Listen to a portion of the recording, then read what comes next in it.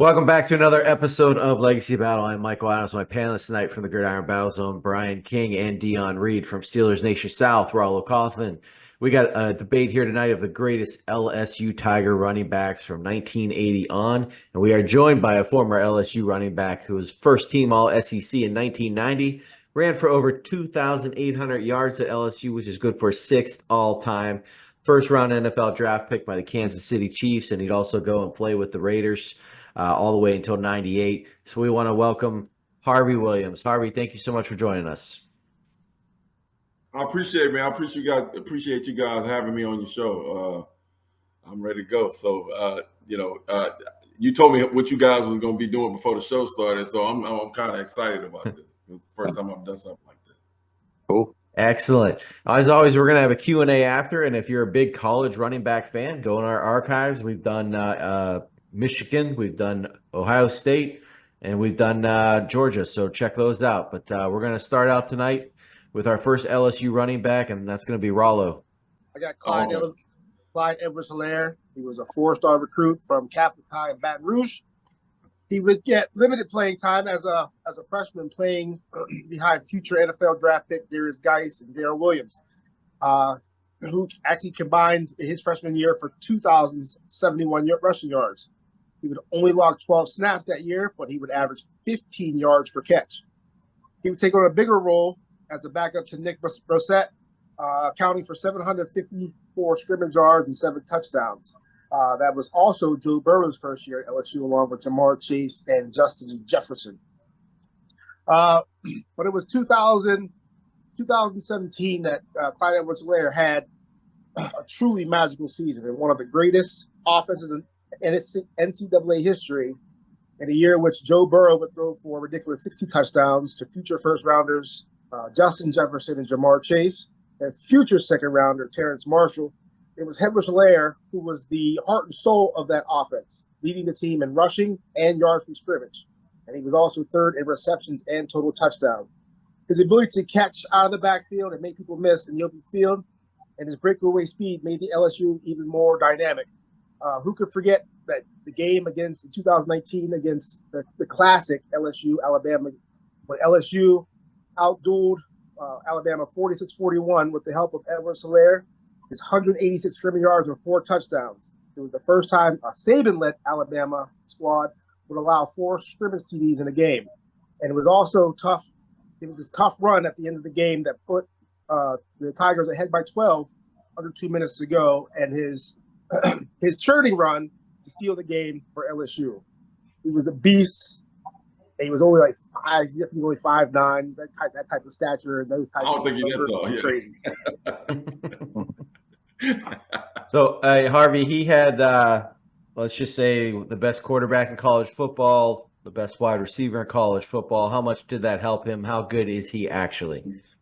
Man, he's a really good running back, and when I'm not going to say he's more than a good running back. I first heard about him from some of the coaches that was down there, and then when I started watching him, he was wearing my number 22, and watching him, he reminded me a little bit of Dalton, a little bit because of the shiftiness, and he's a little guy, but he runs like he's 235 or 240 pounds. Because you have guys that's my size, 6'3" and 220, and they run like they weigh 155 pounds. So when guys like that small, they have to come on with that with that oomph, as we say, and I wish Kansas City would give him the ball a lot more than what they've been doing.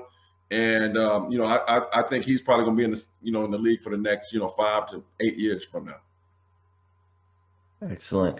He's got those Super Bowls. Can't forget that. So he got that hard one, man. So you can't take that away from him. But he's an excellent running back, and only knock on him, he's a little guy, but he runs really big between the tackles, and like you say, he can catch the ball coming out of the backfield.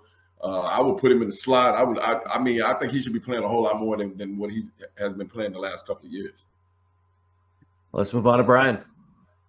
All right, so I got another little guy here. We got Dalton Hilliard. He stood at just 5'8", 190 pounds, but this guy could carry the rock. 1982, he earned a starting role in the LSU Tigers backfield. gained 901 yards rushing, caught 31 passes for 368 yards, and found the end zone 16 times. That was sixth most in the country. He also added 2 more TDs in the Orange Bowl, so not too bad for a freshman. In 83, as a sophomore, Hilliard split carries with Gary James, but still had almost 1,000 yards from scrimmage and 6 touchdowns. In 84, during his junior season, Hilliard returned to dominance. 1,472 yards from scrimmage, highest in the SEC and 5th most in the nation. And 14 touchdowns, which was also tops in the SEC. And in the Sugar Bowl, he scored a TD and had over 100 yards. In 1985, Hilliard's senior season, he picked up right back where he left off, over 1,400 total yards again, and again found the end zone 14 times. His yardage and TD totals were second in the SEC, only to some guy named Bo Jackson. That guy was pretty good. Yeah. But as it stands now, Hilliard has the 8th most career rushing yards in the SEC, 5th in total touchdowns, and 3rd in yards from scrimmage in the conference's history. Hilliard would go to the NFL and stay in Louisiana as a member of the New Orleans Saints for 8 years. But based on what he was able to do at Baton Rouge, Louisiana, Dalton Hilliard's my pick for the best LSU Tigers running back of the past 40 years. When I first got to LSU, Dalton, they tried to give me Dalton's number. And, I saw Dalton, I think, when I was in high school. I think they were playing an Orange Bowl. It was like on a Saturday night game. And that's when I first fell in love with LSU, was watching Dalton Hilliard, man. And, he, like you said, a short guy with big ass, monster ass legs. I don't know if you ever seen him in real life, but his bottom half is huge with a little bitty waist. And when I came out on my recruiting trip, I got a chance to hang out with him and talk to him, and I got a chance to hang out with James, which was he was a 4.3 guy, so I was had that type of speed. But Dalton, man, to me, like you just said, to me, he's out of all the LSU running backs, he'd probably be number one, because the way he ran hard. The way he ran, like the way his hips moved, and the way he swayed and could cut on a dime, and he didn't have like really blazing speed, but Dog could make you miss, and he ran hard when he needed to. And like I said, when I first got to LSU, man, they tried to give me that that number 21. I was like, no, that's too much pressure on me. Just give me 22.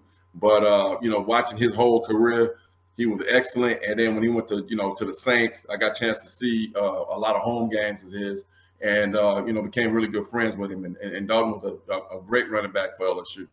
Well, to me, he's number one on my list. Well, let's go to Dion. Here is my case why Kevin Falk is the best running back in LSU history. He went to LSU from 1995 to 1998, was an immediate starter. And in his freshman year, he ended up winning SEC Freshman of the Year. Over the course of his career at LSU, he ran for 4,557 rushing yards, which is first in school history and second in SEC history, only to Herschel Walker. While at LSU, he had 46 rushing touchdowns, 50 total, which is first not just in school history, but SEC history, and 5th in NCAA history. He had many accomplishments. He, like I said, was Freshman of the Year. He was a 3-time first-team SEC All-Conference. His sophomore year, he was first-team All-American, and he followed it up with his junior year, winning third-team All-American. His most famous moment came his sophomore year, where September 7th in '96, LSU trailed the Houston Cougars 34-14 in the middle of the third quarter. He rallied his team, and they came back on that 20-point deficit and won the game 35-14. During that game, he had 246 rushing yards, which was at the time an LSU record. He did that on just 21 carries. He had 106 punt return yards with 4 touchdowns during the game. When his career was over, he went on to the NFL, obviously, and did helped the Patriots win a couple Super Bowls. And eventually he ended up going to the Louisiana Sports Hall of Fame. And in 2022, he went into the College Football Hall of Fame. So when you start with LSU running backs, the first in line should be Kevin Falk. Harvey, tell us about Kevin Falk. His NFL career of the guys we're talking about tonight, he did get the Super Bowls with New England, but he didn't have the yardage and the stats that he had in college. But what are your thoughts on Kevin Falk? Kev, I'm gonna say it again, man. You know, I know K Falk. You know, I got a chance to, when I go back to LSU, I get a chance to, especially when he was, was coaching at LSU, I got a chance to, talk to him a little bit and hang out with him a little bit. And, once again, man, he's up there, along with Dalton. And, one thing about Kevin, catch the ball, coming out of the backfield. And, he got some Super Bowl rings to go with that. But, as far as, the top running backs at LSU, I slide him probably number 2. Kevin was nice. He ran smooth, he ran hard, and his football IQ was off the charts. And you can tell that he really studied the game, because if you're in the backfield, with a guy like Brady, and I played with Joe Montana. So when you in that type of company with guys like that, as far as a running back, man, you really have to know blocking schemes, because you got a $100 million quarterback back there, along Brady and Montana. You gotta know what you're doing. If you don't, you're gonna get him killed, and then you're gonna be out of a job. So as far as the X's and O's, K Falk probably the best that ever did it, along with Falk from the Rams, as far as a football IQ. Right. We're gonna move on to our final. I know it sounds like I'm talking Chinese, but for him to be a coach at LSU and coach the young guys that's coming in there, and play at a high level as he did in the National Football League, man, that says a lot, because they really, it's a lot of guys that play in the National Football League can't coach or teach, young guys that's coming up. So that's a rare, that's a rare area right there, when you can have the ability to be, be a player and then come back and coach, this younger generation. Our final running back tonight is going to be Leonard Fournette. Went to LSU from 2014 to 2016. He is third tonight in yards with 3,830, but he didn't have exactly the most time played. So, but his 6.2 yards per carry, that is the best by a half a yard here tonight. That's huge. A half a yard doesn't sound like much on paper, but that is a lot, exactly. And if we do yards from scrimmage, he's at 6.6 yards, and he's still on top by half a yard. So that's incredible. 2015 consensus All-American, first team All-SEC, followed that up in 2016 with a second team All-SEC. And that 2015 season as a sophomore, he sets the single season LSU rushing record with 1,953 yards and the touchdown record with 22. That's a lot of touchdowns. And he led the country at 162.8 yards per game. So it's statistically one of the greatest single season running back seasons of all time there in college football. Is he the best tonight? I mean, NFL coaches seem to think so. He was picked first round, 4th overall. That's 28 picks higher than anyone else that was picked tonight. So, he's got that going for him. And his college coach thought so highly of his NFL potential that he had him sit out the bowl game, to avoid injury. So I'm going to throw that out there. He won a Super Bowl for me down here in Tampa, so I will always be grateful. Harvey, what are your thoughts on Leonard Fournette? Love Leonard. I thought that year, he first started off at the beginning of the season, I was a fan. I thought, at one point, I thought he was going to win the Heisman Trophy, because that's how hot he was. He was hot as fish grease. And then all of a sudden, I don't know what happened. I think, they had a lot of guys on the O-line got hurt. I think some wide receivers got hurt. So when you start, wide receivers and you get a couple of guys banged up on the offensive line, man, they're going to start stacking the box. They're going to start putting 8 and 9 in the box. And then just the way he ran, I mean, you got to put that many people in the box to try to slow him down a little bit. I think he was a 10.6, 10.500 meter guy, and had a great college career. I just thought that when he went to the National Football League, man, I thought that running style that he had, that he because when I first got to Kansas City, they wanted me to try to run like Christian Okoye, and I'm like, Yeah, I'm running like that, bro. You're not gonna last that long in the National Football League. And if you look at Leonard's career, man, even at the end of his career, he didn't run away from contact, and you can only do that, for so long. But as far as his college career, I put him 3. I'm gonna keep it consistent. But I thought he should have won the Heisman Trophy and probably a couple of national championships with LSU. Well, we're going to move into our vote. I think I already know who Harvey's voting for based off what he said tonight, but we're going to vote here anyways. Brian, who you taking?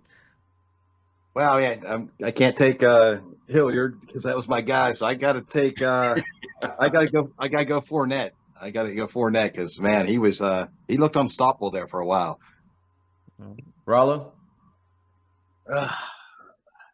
I got to go Fournette. He rushed for 1,900 yards as a sophomore, and he was on pace for 2,000 when he got hurt. Yeah, as a junior. Okay. So he's on pace to have a better season than the year that he had before. So Fournette. All right. And I'm going to go actually, I'm going Dalton Hilliard. I kind of liked Brian's little argument there, and I like what Harvey said. He's the reason he went to LSU. So I'm giving one to Hilliard. Harvey, who you taking? Man, out of all those guys, man, I think y'all. What was his name that played for the Colts? I really liked his game. What was his name? He went to LSU as a running back. Played for the Colts. It's not Taylor, is it? No, it's not Taylor. No, he went to LSU. Maybe I'm getting the wrong team that he played for, but I thought he went to AI. What was his name? But he went to LSU as a running back. I think he played for the Colts. Badai? Yeah. Yes. Badai. Yeah. Man, y'all didn't like his game? Yeah, he was honorable mention. Yeah. Man, Honorable he mention, was yeah. sweet, man. I mean, that dude right there, bro. He, as a running back, you get a chart. It's like if you get a supercar, it's a checklist of things that you go through, man. And he's for his catching the ball, blocking, making people miss in the hole, and had enough speed to run away with people. He was nice, but at the end of the day, man, as far as consistently, I would say Dalton Hilliard probably the best running back that has come through LSU. I really believe that, and besides him being a great guy, man, he just I don't know if you guys ever met Dalton, but he's a good guy. He's a good soul, and I like the way he ran. I like his game. I like when he went to the pros, he practiced like a pro, and even in the games he looked like a pro. And I just just the way he moved and the way he carried himself, I fell in love with Dalton Hilliard. So that's 2 for Fournette, 2 for Hilliard. When we got the tie, the guest vote counts a little more, so win for Dalton Hilliard. Let's move into our Q&A. Brian, you got the win. You get first question, and we'll go Rollo me. Okay, Harvey. So I'm going to come at you on this first one here. Okay, I'm trying to sort something out that I've always wondered. Okay, so I'll lay it out. 1992, Marcus Allen's in Al Davis's doghouse, right? 1993, he joins you in KC. 1994, you end up with the Raiders. So how did that happen? You and Marcus never had a talk, or like how? No, how did you end up- I'm gonna give you the skinny on that. Okay. When I first got to Kansas City, I had to compete with Christian Okoye and Barry Word, and Marty, he coached me at the Senior Bowl, and I was MVP of the Senior Bowl, and he was telling me, if you're around, when we get to the 20th pick or the 21st pick, we're gonna take it. I'm like, man, shit, I'm not gonna be around that long, and plus you got 2 great outstanding running backs, man. I was really cool with Christian and Barry. I don't know if you could see up. I don't know if you can see up there. You see in that corner up there, it's 3 guys on a picture up there. Can you see that? Yeah, I can see that. Yeah. That's me, Christian and Barry. Oh, cool. It's called. It was a poster that we made in Kansas City, backed by popular demand, and really great guys, man. And it just sad what happened because that 1991 and 92, 93 team, man, we had the skill set to win the Super Bowl. And when I first got to Kansas City, I was 208, 210. The first thing Marty Schottenheimer wanted me to do was gain 35 pounds. So he wanted me to, I was a 4'3" guy, consistent 4'3". Like I said, I ran track at LSU, and y'all can't run with that much weight. And then next thing I waited. I would get some playing time here and there, And then the next thing I know, after 3 years, Marty called me to his house. It was a meeting, and he said, thank you for not, going ape shit and causing a lot of problems. It's your turn. And then about 2 weeks later, man, he ended up bringing Marcus to Kansas City. And, Right. me and Marcus was cool. And, Marcus is a Hall of Famer and different things. But Marcus didn't, Marty Schottenheimer, at the end of the day, Marty wanted Marcus and Joe Montana to take us to the Super Bowl. That's what that whole thing was about. And, at the end of the season, they gave me a call trying to give me a contract extension. I told them, hey, bro, listen, cut me or kiss my ass, pick one. And, so they tried to trade me to Green Bay, and it was asking for too much. And then I started, going into start talking to the media and the newspaper and on TV. And I forced my hand out of Kansas City and ended up going to the Raiders. And there were a lot of people don't understand on draft day, I was talking to the Raiders because they was getting ready to take me right after, after Kansas City, because nobody thought Kansas City was going to, take another running back. And that's what, that's the inside story. Oh, okay. Yeah. So speaking of Christian Okoye and Barry Word, well, I fired this up a little bit earlier.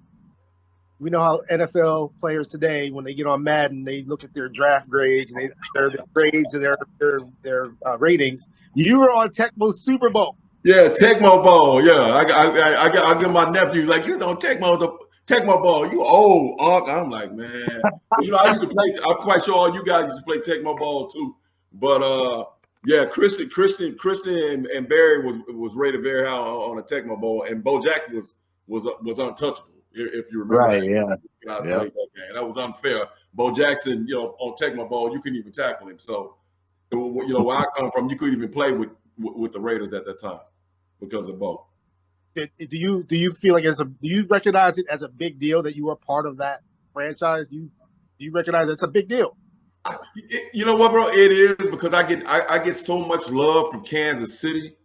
Major love, bro. Like, I got so many fans in Kansas City, and for me to leave Kansas City and go back to Arrowhead and have great games and then run for in 2 years I ran for over 2,000 yards. They want to know what was the problem, why you didn't do this in Kansas City. I never really got the opportunity to show those guys what I was capable of doing. And at LSU, a lot of people don't know I tore my knee up. I blew all the ligaments in my knee, and still was a first rounder. And if Arnsberger does not leave LSU, I win the Heisman Trophy, because he was that dedicated on me getting the ball. And then he took a job at Florida as the AD, and I was like, man, you promised me that you was gonna be here my whole my whole 4 years. And he's like, Harvey, this is something that I've been waiting on. I'm an old man, and I don't want to coach anymore. So that's basically what happened with that situation. So your LSU head coach, Mike Archer, he's a defensive specialist. He even coached the Steelers linebackers for 7 years. How does it hinder the growth of a college student, if it even does, to play for a coach that's focus is on the opposite side of the ball? It makes a big difference, man, because Mike Archer was a defensive guy. He had no clue on offense. He thought he did, but he didn't. And not taking anything from Mike Archer, man. Because I was one of the guys that was on TV. We need to keep it in house, and he needs to get the job. I was on my soapbox. We need to keep it in house and hire Mike Archer. And like I said, when Mike Archer became head coach, man, he didn't even recruit the same way as Arnsberger did. And those years that he coached, our football team fell off, because when Bill was there, I think we were 10-1-1, and then the other year, my freshman year, I think we were 9-2, 9-3. So it was just those teams with Mike Archer. I think the year we went 10-1-1.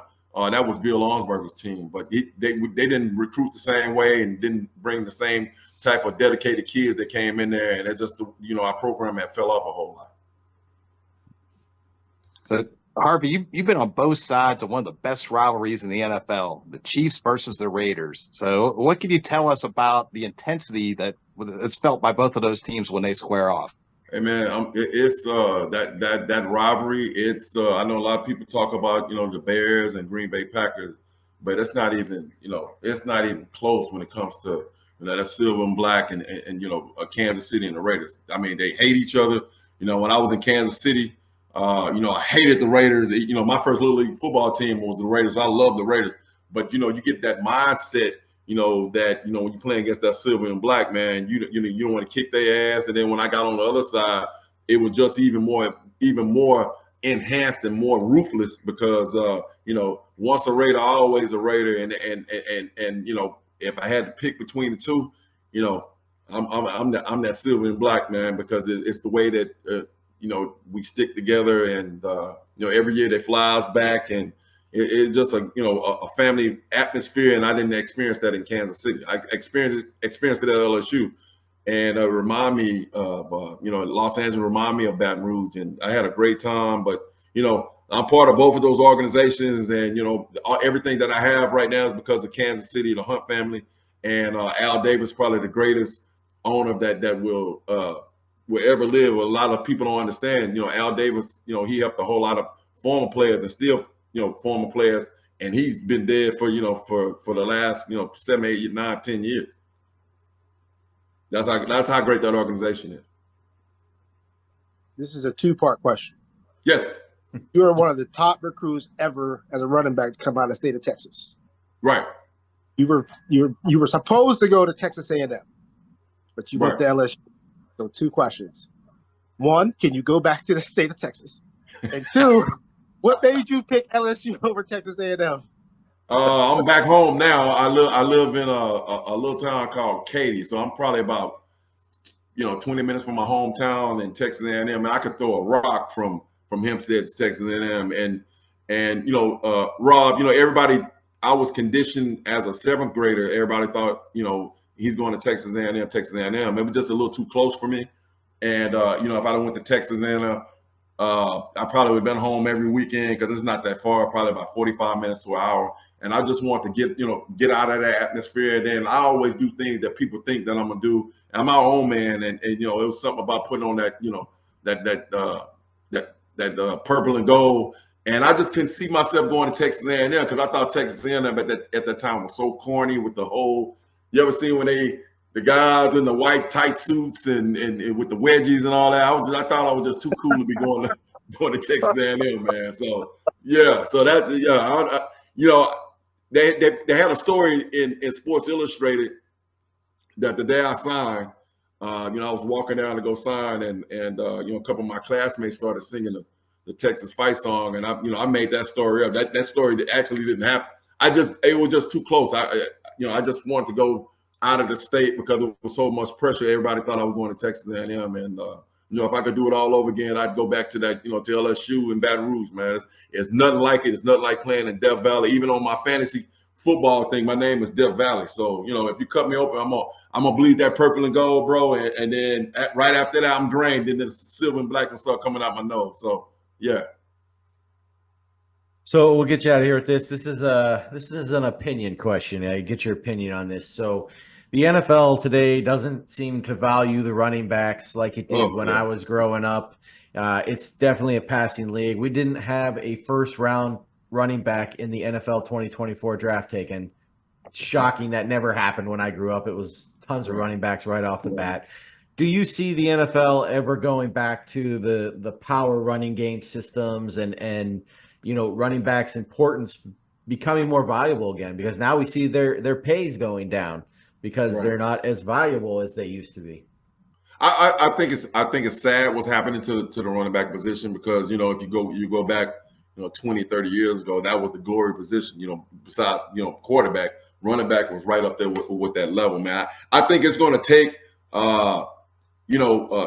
teams to get away from. Now, if you look at every NFL football team, they got 3 or 4 running backs on the team, and I think when you break it down and start putting a lot of caps on the salary cap and making the running back position that the feature back like it used to be, I think it'll get back to that. But if you can have 3 or 4 guys on your team, and you know, you got one guy that's the lead horse at the end of the every organization is looking to pay, you know, the cheapest price, and they're looking for, you know, every year you got to compete at the running back position. I think it's the most hardest position in the National Football League, because, you know, they're always looking for, it's like, you know, like if you're married to your wife for 20 or 30 years, and then you see this hot chick come walking in, you know, I'm just playing, man.